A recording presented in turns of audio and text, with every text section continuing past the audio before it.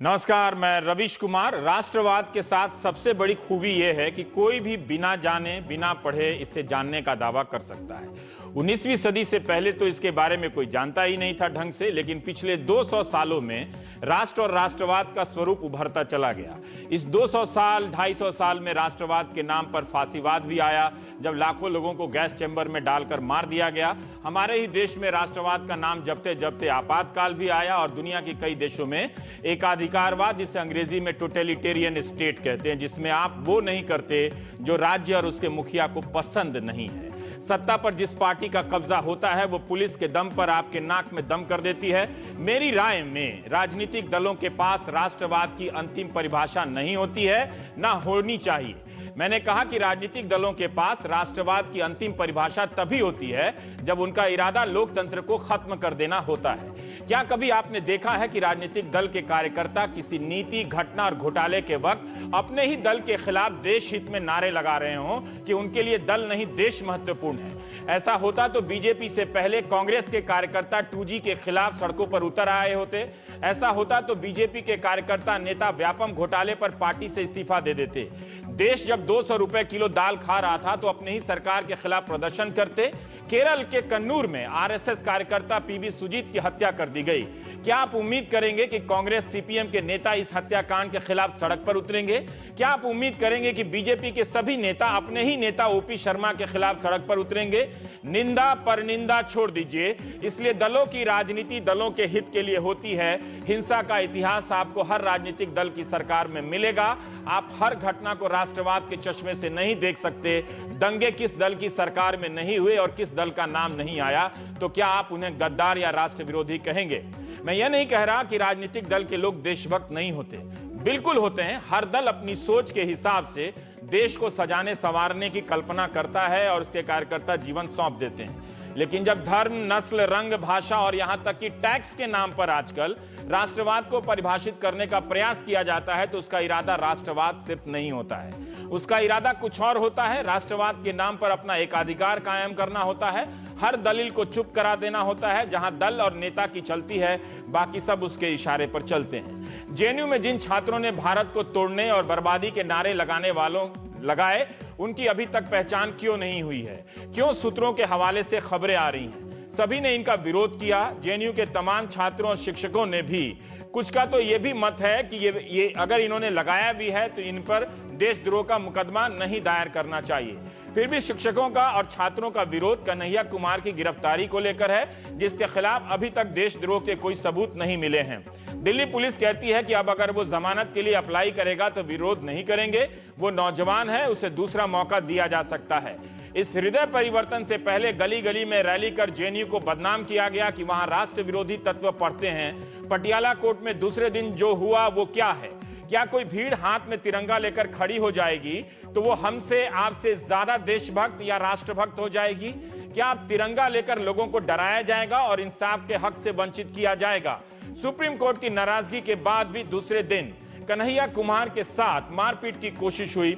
Supreme court ने जिन वकीलों को कोर्ट के भीतर जाने की अनुमति दी थी, उन्होंने बताया कि मां बहन की गालियां तक दी गई। भय का वहां माहौल है। सुप्रीम कोर्ट ने हस्तक्षेप कर सुनवाई रोक दी और कोर्ट रूम को खाली कराया। कन्हैया कुमार को 14 दिनों की न्यायिक हिरासत में भेज दिया गया है। 30 हजारी कोर्ट के वकीलों ने कहा है कि पटियाला कोर्ट मामले में यदि किसी वकील को गिरफ्तार किया गया तो दिल्ली पुलिस का विरोध किया जाएगा। दिल्ली के तमाम बार संघ हड़ताल पर जाने का विचार कर रहे हैं। सुनवाई हुई नहीं, फैसला आया नहीं, लेकिन चैनलों, वकीलों और संगठनों ने आतंकवादी घोषित कर दिया। अगर ऐसी ही भीड़ आपको घर से उठा ले जाए और हाथ में तिरंगा लेकर घोषित कर दे कि आप आतंकवादी हैं और मार दें, तो आप इंसाफ के लिए कहां जाएंगे? इतिहास में यह सब हो चुका है। राष्ट्र विरोधी बताकर राजनीतिक विरोधियों की हत्याएं इतिहास में हुई हैं, आज के वर्तमान में हुई है, केरल के कन्नूर में भी हुई है। जर्मनी में 60 लाख यहूदियों को गैस की भट्टी में झोंक दिया गया। ये राष्ट्रवाद के अपने खतरे हैं। इन खतरों पर हमेशा रोज बात होनी चाहिए, तब तो और जब लोग राष्ट्रवाद की खूबियां ज्यादा बघारने में जुट जाएं।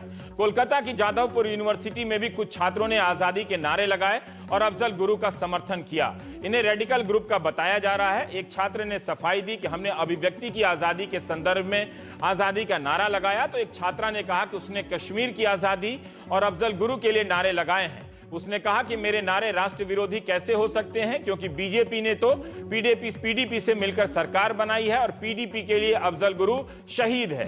कई छात्रों ने ऐसी सोच का विरोध किया है और तमाम संगठनों ने निंदा की है। जादवपुर यूनिवर्सिटी के वीसी ने कहा है कि जिन लोगों ने नारे लगाए वो विश्वविद्यालय के छात्र नहीं थे, बाहर के असामाजिक तत्व थे। वाइस चांसलर ने कहा कि कुछ असामाजिक तत्वों की हरकत की वजह से छात्रों के लोकतांत्रिक अधिकार को नहीं छीनना चाहिए। कानून के पन्ने पर देशद्रोह की अलग समझ है और जनता के दिलो दिमाग में अलग। जनता बिल्कुल अलग तरीके से सोचती है, हमें यह भी मानना पड़ेगा। इतिहास के किताबों में राष्ट्रवाद को लेकर अनंत व्याख्याएं हैं।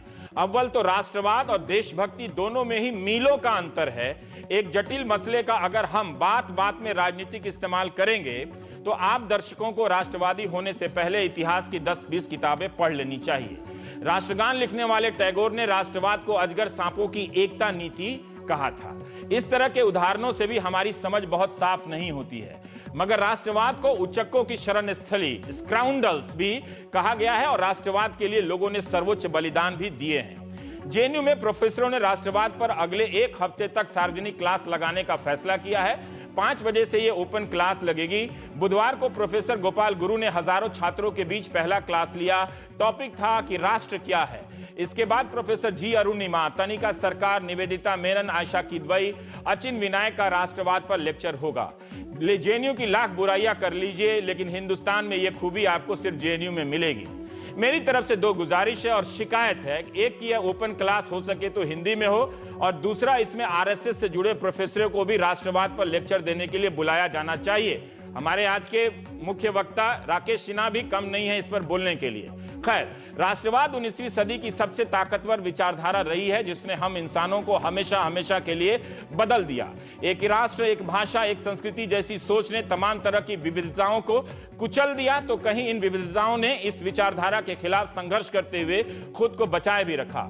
कई लोग कहते हैं कि सियाचिन में जान देने वाले सैनिक को क्या यह छूट है कि वो अफजल गुरु के लिए नारे लगाए, लेकिन क्या इसी देश में जंतर मंतर पर 1 रैंक 1 पेंशन की मांग कर रहे सैनिकों के कुर्ते नहीं फाड़े गए, उनके मेडल नहीं खींचे गए? सैनिकों की चिंता है तो जंतर मंतर पर सैनिक महीनों बाद भी क्यों बैठे हैं? क्या वे देशद्रोही हैं? कुछ ने कहा कि टैक्स पेयर के पैसे से जेएनयू क्यों चले, बंद हो जाना चाहिए। इस तरह की बेतुकी दलील देने वाले यह भी कहते हैं कि आईआईटी, एम्स और आईआईएम के छात्र टैक्स पेयर के पैसे पर पढ़ते हैं और देश सेवा छोड़कर विदेश नौकरी करने चले जाते हैं।